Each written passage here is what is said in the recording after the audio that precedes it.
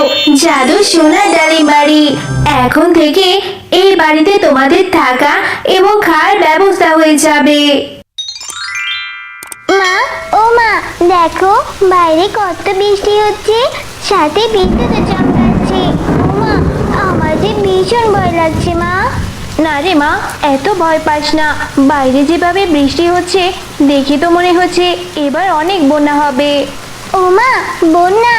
এই সম্পর্কে আমি স্কুলে পড়েছি, বন্যা হলে নাকি ঘর বাড়ি সব তলিয়ে যায়। তাহলে কি আমরা ডুবে মারা যাব মা? না রে মা, এরকম কথা বলিস না। সৃষ্টিকর্তা একটা না একটা উপায় ঠিকই বের করে দেবে। আমি তো ভাবছি অন্য কিছু রে মা। ও মা, তুমি এত কি ভাবছো আমাকে বলো তো। আমি ভাবছি আমাদের ডালিমের জমির ডালিমের কি অবস্থা হবে। যদি এত বৃষ্টি হয়ে থাকে তাহলে তো ডালিমের কলিগুলো চড়ে যাবে আর ডালিমের জমিটা একদম ডুবে যাবে। মা, তাহলে সকালে গিয়ে ডালিমের জমি থেকে সব পাকা ডালিমগুলো নিয়ে আসবো, কেমন? আচ্ছা ঠিক আছে, আগে সকাল হোক তারপর দেখা যাবে। এখন এত কথা না বলে ঘুমিয়ে পড়তো। টয়া, আমি ডালিমের জমিতে যাচ্ছি ডালিমগুলো ছিঁড়ে আনতে, তারপর বাজারে গিয়ে বিক্রি করে দেব, বুঝলি? ও মা, তুমি আমাকেও তোমার সাথে নিয়ে যাও না মা, আমি তোমাকে ডালিম ছিঁড়তে সাহায্য করব। আচ্ছা ঠিক আছে, তবে তাড়াতাড়ি আয়। আকাশ যে আবার মেঘলা মেঘলা হয়ে যাচ্ছে, আবার বৃষ্টি নেমে পড়বে। ও মা, দেখেছো জমির কত কাছাকাছি পানি এসে গেছে। আর যদি না আসতাম তাহলে আবার বৃষ্টি আসলে আমাদের ডালিমের জমিটা একদম পানিতে তলিয়ে যেত। হ্যাঁ রে মা, তাই তো দেখছি। এত এত ডালিম কিভাবে বিক্রি করবো রে মা? এত ডালিম কি বিক্রি করা যাবে একদিনে? সস্তায় বিক্রি করলেও তো এত ডালিম একদিনে ফুরোবে না। ও মা, আমার মাথায় একটা বুদ্ধি এসেছে। এখন তো গরমের দিন, খুব গরম পড়েছে। তুমি এই ডালিমগুলো জুস করে নিয়ে বাজারে গিয়ে বিক্রি করো, তাহলে সবাই খুব দ্রুত কিনে নেবে আর আমাদের ডালিমগুলোও বিক্রি করা হয়ে যাবে সব। হ্যাঁ রে মা, তুই ঠিকই বলেছিস। কিন্তু মারে, আজ রাতে যদি বৃষ্টি হয়, যেভাবে স্রোতের পানি বাড়ছে দেখে তো মনে হচ্ছে আমাদের ঘরবাড়ি সব তলিয়ে যাবে। আমাদের আজকের মধ্যেই আশ্রয়ের জন্য কোনো না কোনো একটা ব্যবস্থা করতেই হবে। মা, আমার মাথায় একটা বুদ্ধি আছে। আমরা যে ডালিমগুলো জুস করে বাজারে বিক্রি করব, সেই ডালিমের ছোলা এবং ডালপালাগুলো এমনিতেই তো থেকে যাবে। সেই ডালপালা এবং ছোলাগুলো দিয়ে আমরা সুন্দর একটা নৌকা বানিয়ে ফেলবো। তারপর আমরা বৃষ্টি যে কদিন থাকবে আমাদের সেই নৌকাতেই আশ্রয় নেব। আরে মা টয়া, তোর মাথায় তো দেখছি বেশ বুদ্ধি। আমি তো এভাবে কখনোই চিন্তা করিনি। ঠিকই বলেছিস রে মা, এখানে তো অনেক ডালিম গাছই হবে। সেই ডালিম গাছ দিয়ে তাহলে একটা নৌকাই বানাবো। এখন তাড়াতাড়ি করে চল, ডালিমগুলো ছিঁড়ে নিয়ে বাজারে জুস করে বিক্রি করতে চাই। টয়া, তুই বরং বাড়িতে চলে যা, সব কিছুর ব্যবস্থা কর। আমি ডালিমগুলো জুস করে বিক্রি করে খুব তাড়াতাড়ি গাছগুলো নিয়ে বাড়িতে চলে আসব, কেমন? তুই তাড়াতাড়ি ব্যবস্থা করে রাখ। আচ্ছা ঠিক আছে মা, আমি চলে যাই তাহলে। এরপর শেফালি ডালিমের জুস করে বিক্রি করতে থাকে আর সবাই ডালিমের জুসগুলো কিনে তৃপ্তি করে খেতে থাকে। হ্যাঁ রে শেফালি, তোর কি বুদ্ধি শুদ্ধি দিন দিন লোপ পেয়েছে নাকি? হ্যাঁ, এত ভালো ভালো ডালিমগুলো এত সস্তায় বিক্রি করে দিচ্ছিস, সাথে আবার জুস করেও বিক্রি করছিস, তাও আবার এত সস্তায়। কিছুই তো মাথায় আছে না রে আমার শেফালি। বাঘিনী ভাবি, এবার যে অনেক বন্যা হবে। ডালিমের জমির খুব কাছাকাছি পানি চলে এসেছে।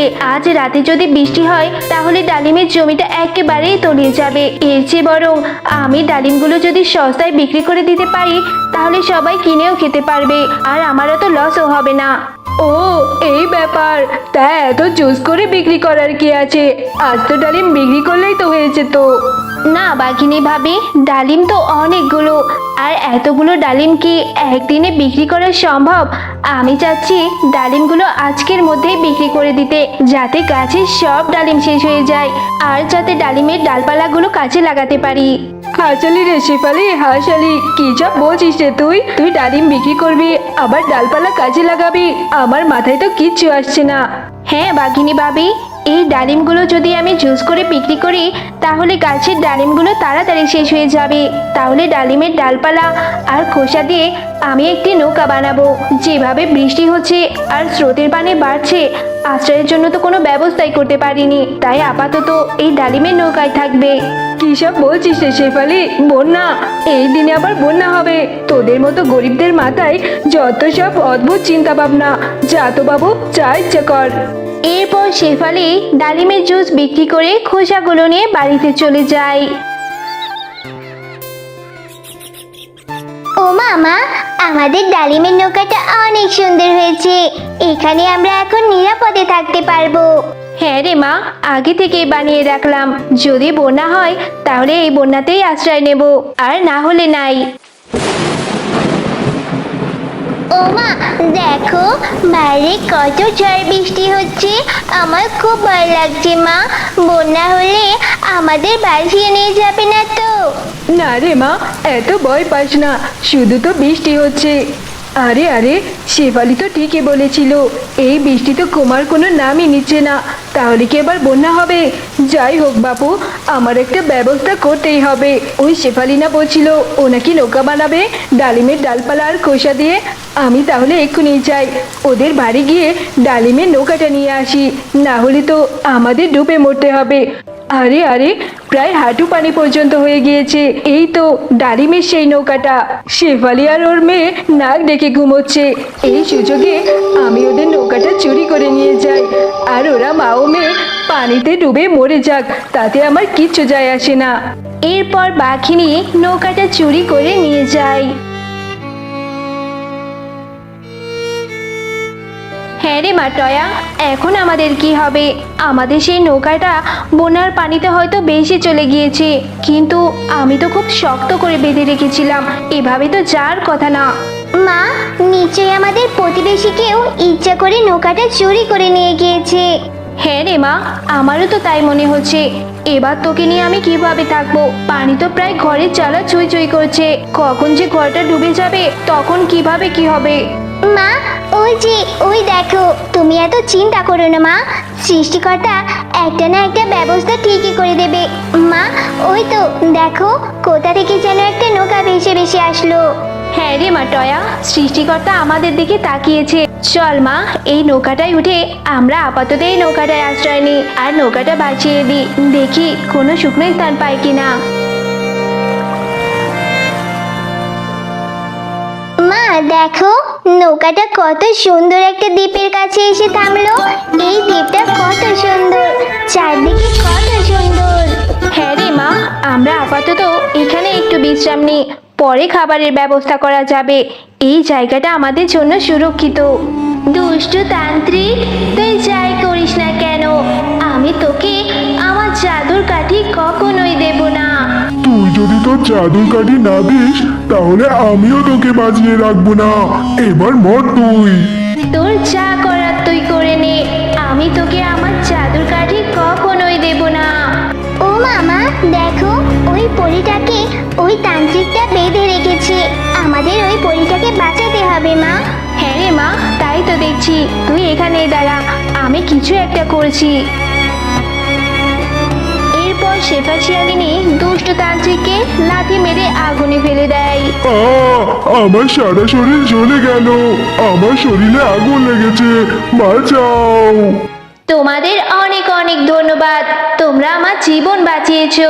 কিন্তু তোমরা এই নির্জন জঙ্গলে এলে কি করে? এরপর শেফালি তাদের সাথে ঘটে যাওয়া সমস্ত ঘটনা খুলে বলল। সব কথা শুনে পরি তাদেরকে বলল, ও এই ব্যাপার, এখন থেকে তোমাদের আর কোনো চিন্তা নেই। আমি তোমাদের থাকার ব্যবস্থা ও খাওয়ার ব্যবস্থা এখনই করে দিচ্ছি। এই নাও জাদুর সোনার ডালিম বাড়ি। এখন থেকে এই বাড়িতে তোমাদের থাকার এবং খাওয়ার ব্যবস্থা হয়ে যাবে। পরি, তোমাকে অনেক অনেক ধন্যবাদ। তুমি আমার এই ছোট মেয়েটাকে নিয়ে একটা থাকার জন্য ব্যবস্থা করে দিলে। বন্ধুরা, গল্পটি যদি ভালো লেগে থাকে চ্যানেলটিকে সাবস্ক্রাইব করে দাও, আর পাশে থাকা বেল আইকনটিতে প্রেস করে আমাদের পাশেই থেকো। ধন্যবাদ।